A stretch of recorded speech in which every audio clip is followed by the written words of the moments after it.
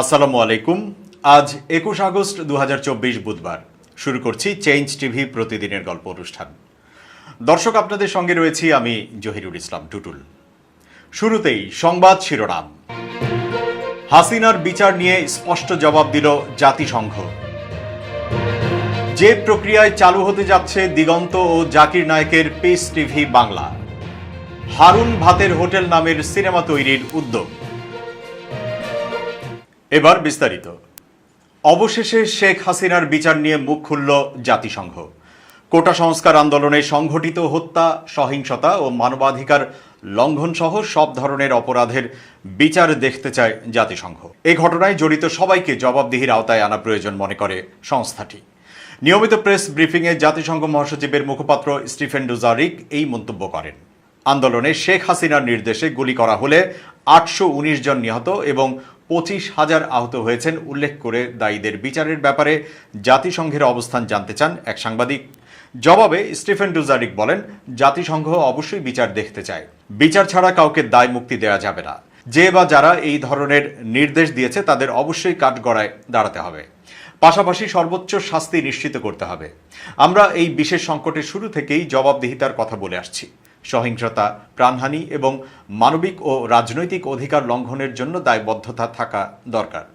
প্রশ্নোত্তরের আগে অন্তর্বর্তীকালীন সরকারের প্রধান উপদেষ্টা অধ্যাপক ডক্টর ইউনুসকে জাতিসংঘ মহাসচিব অ্যান্টনিও গুতেরেসের পাঠানো চিঠির সত্যতা নিশ্চিত করেন ডুজারিক।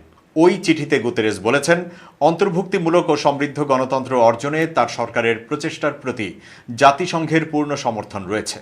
চিঠিতে অধ্যাপক ইউনুস অন্তর্বর্তীকালীন সরকারের প্রধান উপদেষ্টার দায়িত্ব গ্রহণ করায় শুভেচ্ছা জানান জাতিসংঘ মহাসচিব। প্রধান উপদেষ্টার প্রেস উইং চিঠির বিষয়টি সংবাদ মাধ্যমের সঙ্গে শেয়ার করে। জাতিসংঘ মহাসচিব বলেন, জাতিসংঘ অধ্যাপক ইউনুসের নেতৃত্বাধীন অন্তর্বর্তীকালীন সরকারের সঙ্গে কাজ করতে এবং বাংলাদেশের জনগণের সুবিধার্থে আবাসিক সমন্বয়কারী ও জাতিসংঘ কান্ট্রি টিমের মাধ্যমে সহায়তা দিতে প্রতিশ্রুতিবদ্ধ। গুতেরেস বলেন, আমি বাংলাদেশের শান্তি ফিরিয়ে আনা এবং সংসদ নির্বাচন আয়োজনের প্রচেষ্টাকে স্বাগত জানাই। অন্তর্বর্তীকালীন সময়ে অধ্যাপক ইউনুসের নেতৃত্বে সহিংসতা বন্ধ, জবাবদিহিতা নিশ্চিতকরণ, আইন শৃঙ্খলা পুনঃপ্রতিষ্ঠা এবং গণতান্ত্রিক নির্বাচনের পথ তৈরিতে গুরুত্বপূর্ণ ভূমিকা পালন করবে বলে মন্তব্য করেন জাতিসংঘ মহাসচিব। চিঠিতে লেখা এই প্রসঙ্গ টেনেই নিয়মিত প্রেস ব্রিফিংয়ে হাসিনার বিচারের ব্যাপারে জাতিসংঘের অবস্থান জানতে চান ওই সাংবাদিক। ফ্রান্সের প্রেসিডেন্ট ইমানুয়েল মাখো শেখ হাসিনার আমন্ত্রণে বাংলাদেশে এসেছিলেন। সে সময় হাসিনার সঙ্গে মাখোর আন্তরিকতাও দেখা গেছে। তবে সেই সব পুরনো দিনের স্মৃতি ভুলে গিয়ে এখন নোবেল বিজয়ী ডক্টর মোহাম্মদ ইউনুসের সঙ্গে কাজ করতে বিপুল আগ্রহ প্রকাশ করেছেন ফ্রান্সের প্রেসিডেন্ট। অন্তর্বর্তীকালীন সরকারের প্রধান উপদেষ্টা অধ্যাপক ডক্টর মোহাম্মদ ইউনুসকে অভিনন্দন জানিয়েছেন ফ্রান্সের প্রেসিডেন্ট ইমানুয়েল ম্যাখো। বুধবার প্রধান উপদেষ্টার প্রেস সচিব শফিকুল আলম এই তথ্য জানান। চিঠিতে ফ্রান্সের প্রেসিডেন্ট ইমানুয়েল ম্যাখো বলেন, বাংলাদেশের অন্তর্বর্তীকালীন সরকারের প্রধান উপদেষ্টা হিসেবে নিয়োগ পাওয়ায় ডক্টর ইউনুসকে আন্তরিক অভিনন্দন জানাই। বাংলাদেশ এখন ক্রান্তিকালে রয়েছে। আপনার নেতৃত্বাধীন অন্তর্বর্তীকালীন সরকারের গুরুত্বপূর্ণ কাজ হবে গণতান্ত্রিক জাতীয় নির্বাচনের জন্য মাঠ প্রস্তুত করা এবং একটি শান্ত পরিবেশ নিশ্চিত করা। যেমন আপনি ইতোমধ্যেই এই বিষয়ে যে বার্তা পাঠিয়েছেন, আমি তাকে স্বাগত জানাই। ম্যাখো আরও বলেন, আপনার দেশ যে জটিল সময়ের মধ্য দিয়ে যাচ্ছে, অনুগ্রহ করে জেনে রাখুন যে আপনি ফ্রান্সের সম্পূর্ণ সমর্থনের উপর নির্ভর করতে পারেন। ফরাসি প্রেসিডেন্ট আরও বলেন, আমি বিশেষভাবে আশা করি দ্বিপাক্ষিক সম্পর্ককে ক্রমাগত শক্তিশালী করার লক্ষ্যে আমাদের যৌথ কাজ মানবাধিকার এবং সংখ্যালঘুদের প্রতি সম্মান, জলবায়ু পরিবর্তনের সঙ্গে অভিযোজন এবং দারিদ্র্যের বিরুদ্ধে লড়াইয়ের মতো অপরিহার্য বিষয়গুলোতে চলতে পারে। ফ্রান্স আপনার সঙ্গে কাজ করার জন্য আগ্রহী। 11 বছর বন্ধ থাকার পর শিগগির চালু হতে যাচ্ছে দিগন্ত টেলিভিশন। চ্যানেলটির সাবেক বিশেষ প্রতিনিধি, ইউনেস্কো ক্লাব পুরস্কার বিজয়ী সাংবাদিক এবং চেঞ্জ টিভির প্রতিষ্ঠাতা আমিরুল মোমিনিন মানিক তার ভেরিফাইড ফেসবুক পেজে দিগন্ত টেলিভিশনের নিষেধাজ্ঞা প্রত্যাহারের এক রোমাঞ্চকর অভিযান শিরোনামের একটি লেখায় নিষেধাজ্ঞা প্রত্যাহারের বিস্তারিত তথ্য তুলে ধরেছেন। চেঞ্জ টিভির দর্শকদের উদ্দেশ্যে তা হুবহু তুলে ধরা হলো। ঐতিহাসিক একটা ছবি। দীর্ঘ 11 বছর পর দিগন্ত টেলিভিশনের সম্প্রচার নিষেধাজ্ঞা প্রত্যাহারের সুবর্ণ মুহূর্ত। ছবিটা দেখে মনে হচ্ছে আমরা সচিবালয়ে গিয়েছি আর তারা নিষেধাজ্ঞা প্রত্যাহার করে নিয়েছেন। আসলে এমনটি নয়। এর অন্তরালে অনেক প্রচেষ্টা রয়েছে। সামান্য ভুল হলেই হয়তো 6 মাসের জন্য পিছিয়ে যেত। কারণ ৮ আগস্টের মধ্যে এটা না করতে পারলে নতুন সরকারের দায়িত্বের মধ্যে পড়ে যেত।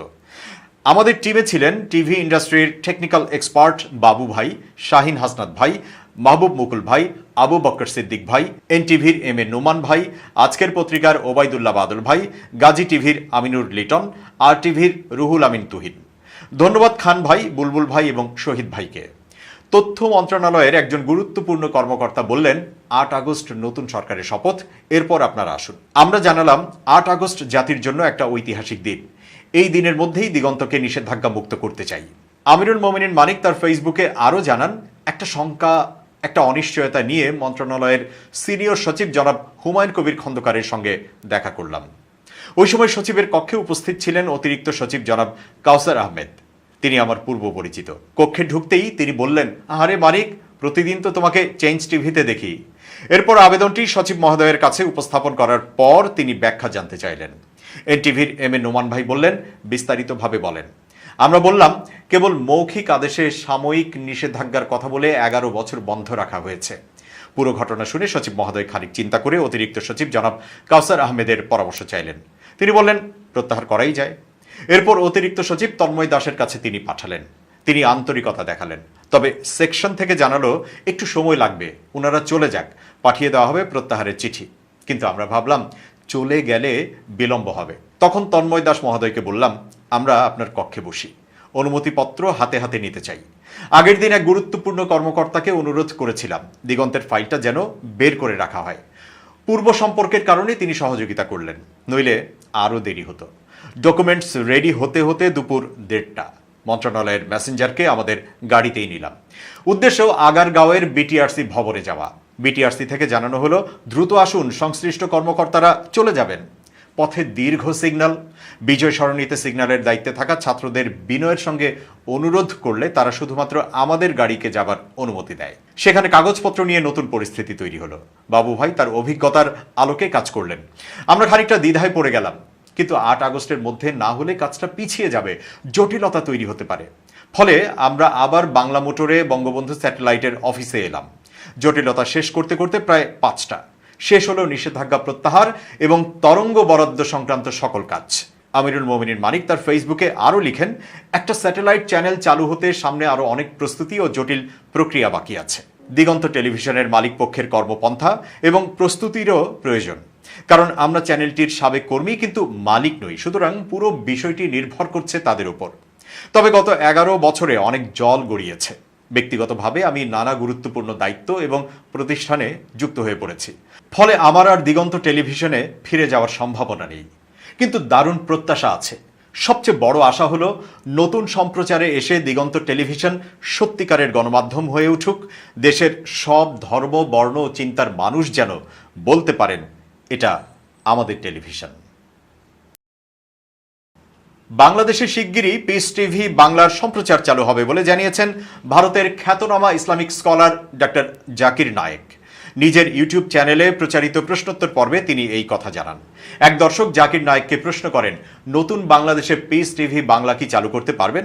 জবাবে তিনি জানান, পিস টিভি বাংলা সহ ইংরেজি, উর্দু ও চাইনিজ ভাষায় চালু আছে। স্যাটেলাইট সম্প্রচার কখনো বন্ধ হয়নি। শুধু বাংলাদেশ ও ভারতে পিস টিভির ডাউনলিংকের অনুমতি তুলে নেওয়ায় কেবল অপারেটররা তা বন্ধ রেখেছে। তিনি আরও জানান, স্যাটেলাইট মাধ্যমে চালু থাকলেও যেহেতু বাংলাদেশে কেবল নেটওয়ার্কে সম্প্রচার বন্ধ আছে, তাই সেটা চালুর প্রক্রিয়া চলমান রয়েছে। আবেদন করা হয়েছে। বাংলাদেশের অন্তর্বর্তী সরকার অনুমতি দিলে কয়েকদিন বা কয়েক সপ্তাহের মধ্যেই চালু হবে। 2016 সালের জুলাইতে ঢাকায় হোলি আর্টিজানে হামলাকারীদের একজন পিস টিভির বক্তা জাকির নায়েক দ্বারা উদ্বুদ্ধ হয়েছিল। এই অভিযোগের পর থেকে পিস টিভি বন্ধ করে দেওয়া হয়। হোলি আর্টিজানে হামলার পর দিল্লি থেকেও জাকির নায়েকের ওপর অনুসন্ধান চালানো হয় এবং ভারতেও পিস টিভি সম্প্রচার বন্ধ করা হয়। ভারতীয় এই ইসলাম প্রচারক 7 বছরেরও বেশি সময় ধরে দক্ষিণ পূর্ব এশিয়ার দেশ মালয়েশিয়াতে নির্বাসিত আছেন। সেখানে তার স্থায়ীভাবে থাকার অনুমতি রয়েছে। বেসরকারি খাতের বৃহত্তম ইসলামী ব্যাংকের পরিচালনা পর্ষদ ভেঙে দেওয়ার সিদ্ধান্ত নিয়েছে বাংলাদেশ ব্যাংক। ব্যাংকটির বেশিরভাগ শেয়ার এস আলমের হাতে থাকায় আপাতত ব্যাংকটিতে স্বতন্ত্র পরিচালক দিয়ে বোর্ড পুনর্গঠন করা হবে। বুধবার বাংলাদেশ ব্যাংকের governor doctor Ahsan H Mansur এসব কথা বলেন। গভর্নর বলেন, এস আলমের স্বার্থ সংশ্লিষ্ট সব শেয়ার সরকারের দায়িত্বে নেওয়া হবে। এস আলম যদি সব দায় পরিশোধ করে তবে তাদের শেয়ার ছেড়ে দেওয়া হবে, না হলে সমন্বয় করা হবে। আর পরবর্তীতে আগের পরিচালকরা 2% করে শেয়ার কিনে আসার পর তাদের পরিচালক নিয়োগ দেওয়া হবে। কেন্দ্রীয় ব্যাংকের সূত্র বলছে, নামে বেনামে ইসলামী ব্যাংকের প্রায় 82% শেয়ারই এস আলম গ্রুপের দখলে। এমন পরিস্থিতিতে নতুন পর্ষদে বেশিরভাগ স্বতন্ত্র পরিচালক হতে পারে। ইসলামী ব্যাংকে এস আলম গ্রুপ কেবল ঋণ জালিয়াতি বা নিয়োগ পদোন্নতিতে অনিয়ম করেছে তেমন নয়। ব্যাংক কোম্পানি আইন অনুযায়ী কোনো একটি ব্যাংককে একক ব্যক্তি, পরিবার বা গোষ্ঠী সর্বোচ্চ 10% শেয়ারের মালিকানা নিতে পারে। ইসলামী ব্যাংক দখলের পর নামে বেনামে 24 প্রতিষ্ঠানের অনুকূলে 131,89,12,165টি শেয়ারের মালিকানা নিয়েছে এস আলম গ্রুপ, যা ব্যাংকটির মোট শেয়ারের 81.92%। শেখ হাসিনা সরকার পতনের পর থেকে যাদের নিয়ে বেশি আলোচনা হচ্ছে তাদের মধ্যে অন্যতম সাবেক ডিবি কর্মকর্তা হারুনুর রশিদ। এরই মধ্যে বেরিয়েছে তার কুকর্মের যত খবর। এবার হারুনের কীর্তি উঠে আসছে রূপালী পর্দায়। ডিবি প্রধান থাকাকালীন যত না তার কীর্তি নিয়ে আলোচনা হয়েছে, তার চেয়ে বেশি চর্চায় ছিল ডিবি অফিসে বিভিন্ন শ্রেণীর লোকজন নিয়ে ভাত খাওয়ার দৃশ্য। রাজনৈতিক নেতা থেকে শুরু করে সিনেমার নায়িকাদের অনেককেই ডিবি অফিসে ভাত খাইয়েছেন হারুন। এতে মানুষজন তামাশা করে ডিবি অফিসের নাম দেন হারুনের ভাতের হোটেল। এই নামেই সিনেমা বানাবেন অভিনয় শিল্পী জাদু আজাদ। সোমবার বাংলাদেশ চলচ্চিত্র পরিচালক সমিতিতে হারুনের ভাতের হোটেল সিনেমার নাম নিবন্ধন করেন জাদু আজাদ। এ প্রসঙ্গে সংবাদ মাধ্যমকে তিনি বলেন, সিনেমা বানানোতে আমরা কোনো রকম আপোষ করব না, ছবিটা সেই হবে। কিন্তু কারা এই ছবিতে অভিনয় করবেন তা এখনো চূড়ান্ত করেননি বলে জানালেন জাদু। তার ভাষ্য, এখনো সেগুলো ভাবিনি, তবে বেশ কিছু চমক থাকবে এতে। 5 আগস্টের পর থেকেই শেখ হাসিনা সরকারের অপকর্ম নিয়ে সিনেমা নির্মাণের ঘোষণার হিড়িক লেগেছে। এর মধ্যে আয়নাঘর নিয়েই 3টি সিনেমা, বদিউল আলমের ভয়ঙ্কর আয়নাঘর, জয় সরকারের আয়নাঘর এবং জানেসার উসমানের অন্ধকারের আয়নাঘর। ছাত্র জনতার আন্দোলনের সময় রাজধানীর মিরপুরে র্যাবের হেলিকপ্টার থেকে গুলি বর্ষণে একটি বেসরকারি প্রতিষ্ঠানের অফিস সহায়ক ফিরোজ তালুকদারকে হত্যার ঘটনায় সাবেক প্রধানমন্ত্রী শেখ হাসিনা ও সাবেক প্রধান বিচারপতি খায়রুল হক সহ 5 জনের বিরুদ্ধে আদালতে মামলা করা হয়েছে। বুধবার ঢাকার মেট্রোপলিটন ম্যাজিস্ট্রেট মোহাম্মদ মেহেদী হাসানের আদালতে মামলার আবেদন করেন নিহতের স্ত্রী রেশমা সুলতানা। এদিন আদালত বাদীর জবানবন্দি গ্রহণ করে মিরপুর মডেল থানার ভারপ্রাপ্ত কর্মকর্তাকে অভিযোগটি এজাহার হিসেবে গ্রহণ করার নির্দেশ দিয়েছেন। মামলার অপর আসামিরা হলেন সাবেক সেতুমন্ত্রী ওবায়দুল কাদের, স্বরাষ্ট্রমন্ত্রী আসাদুজ্জামান খান কামাল ও আইজিপি চৌধুরী আবদুল্লাহ আল মামুন। এদিকে শেখ হাসিনার বিরুদ্ধে আরও 2টি হত্যা মামলা হয়েছে, যেখানে শেখ হাসিনা সহ বেশ কয়েকজন মন্ত্রী এমপির নাম রয়েছে। তালিকায় রয়েছেন বসুন্ধরা গ্রুপের চেয়ারম্যান আহমেদ আকবর সোবহান ও তার ছেলে বসুন্ধরা গ্রুপের ব্যবস্থাপনা পরিচালক সায়েম সোবহান আনভীর, 71 টিভির ব্যবস্থাপনা পরিচালক মোজাম্মেল বাবুর নামও।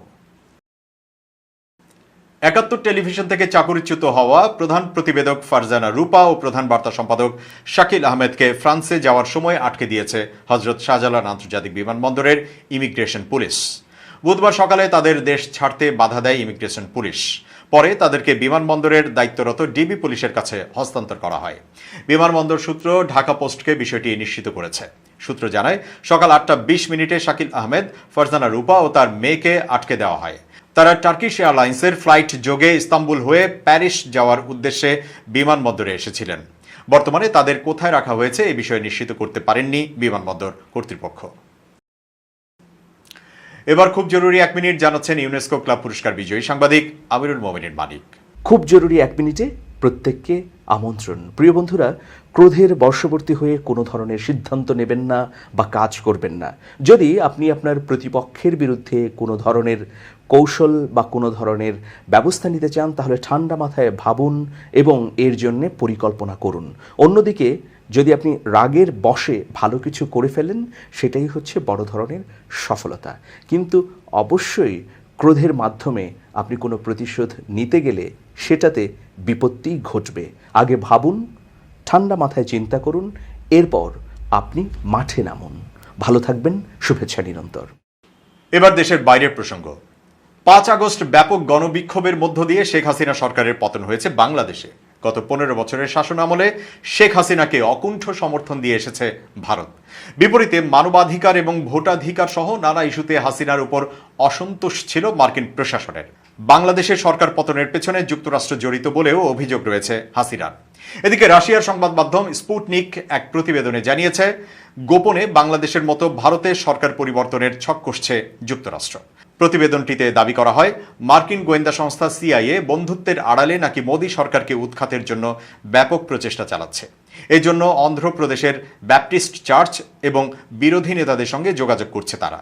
এতে আরও দাবি করা হয়, ক্ষমতাসীন বিজেপির রাজনৈতিক জোট এনডিএ ভাঙতে তৎপর সিআইএ। এই জন্য অন্ধ্রপ্রদেশের মুখ্যমন্ত্রী চন্দ্রবাবু নাইডুকে টার্গেট করেছে গোয়েন্দা সংস্থাটি। পাকিস্তানি বিরোধীদের অনাস্থা প্রস্তাবে ক্ষমতাচ্যুত হয়েছিলেন ইমরান খান। ভারতের বর্তমান মোদী সরকারও জোটের উপর নির্ভরশীল। জোট ভাঙলে সরকার টিকিয়ে রাখতে হুমকির মুখে পড়তে পারে নরেন্দ্র মোদী। স্পুটনিকের প্রতিবেদনে দাবি করা হয়েছে, সিআইএ ভারতের বিরোধী নেতাদের সঙ্গে দেখা ও আলোচনা করেছে। দিল্লির মার্কিন কনসাল জেনারেল জেনিফার লারসেন সম্প্রতি হায়দ্রাবাদে এআইএমআইএম নেতা আসাদুদ্দিন ওয়াইসির সঙ্গে দেখা করেছেন। এর আগে তিনি মুখ্যমন্ত্রী চন্দ্রবাবু নাইডুর সঙ্গেও দেখা করেছিলেন এই মার্কিন কূটনীতিক। শুধু তাই নয়, তিনি তেলেঙ্গানার মুখ্যমন্ত্রী কে চন্দ্রশেখর রাওয়ের সঙ্গেও দেখা করেন। এসব সাক্ষাৎকে বেশ সন্দেহের চোখে দেখছে রাশিয়ার সংবাদ মাধ্যমটি।